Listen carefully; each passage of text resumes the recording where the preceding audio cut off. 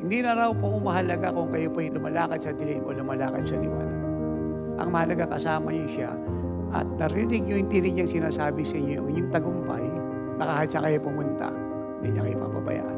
Minsan nakala po natin, pagka hindi na po natin nararamdaman ng Lord, iniwan niya tayo.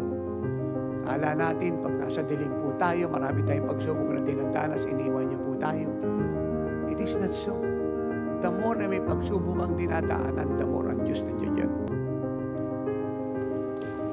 Pinangako niya yan eh. He will never leave you nor forsake you. You must believe that. Kasi isang araw, tinanong ako ni nanay. Sabi niya pa, nagpakansin isa nating anak. Hindi na raw niya nararamdaman ng Lord. Nag-i-struggle siya. Eh, kilala naman natin yung ating anak. Malinis naman ang puso, committed naman. Giver naman. And then, while nanay is speaking, the Holy Spirit spoke to me this wisdom. Gagamitin ko po yung aking apot anak, si the third. Dahil si the third bata pa, kinakailangan lagi maramdaman ni the third yung kalong ko, yung hug ko, yung embrace ko. Kasi bata pa siya. Pero nung si John lumaki na, hindi niya na kinakailangan pa yung hug ko. Kaya niya na tumayo mag-isa. Pagka hindi mo naranasan ano ang ibig sabihin ng Panginoon, yung kinistan niyo roon, dyan lang ako. Pero huwag mo nang hangarin pagpalagi parang si the third ka na lagi kong kinakalong. Kasi kaya mo na ngayon.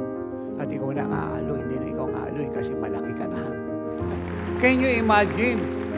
Kakargahin ko pa. Tipid yung strength ko noon. Kakargahin ko pa. Kakalugin ko pa.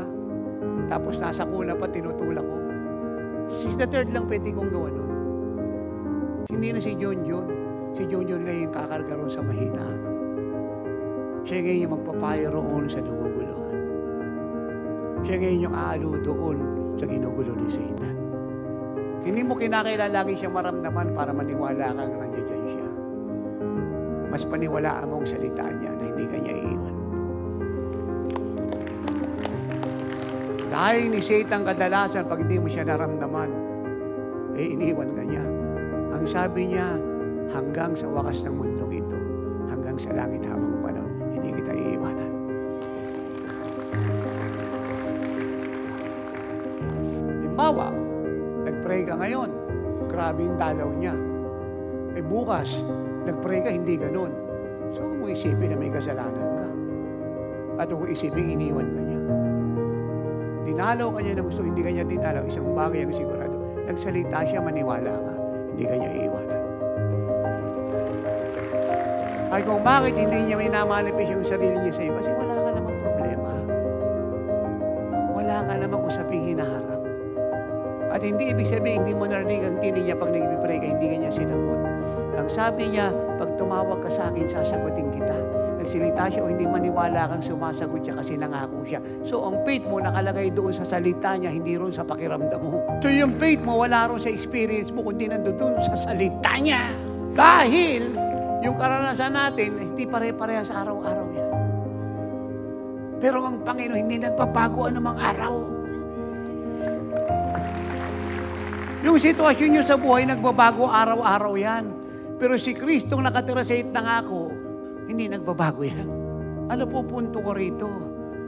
Ang faith, ang object niya, hindi pakiramdam mo at nararanasan mo. Hindi ko sinasabi bakit yung karanasan, especially galing sa kanya. Kaya lang, hindi siya pare-parehas.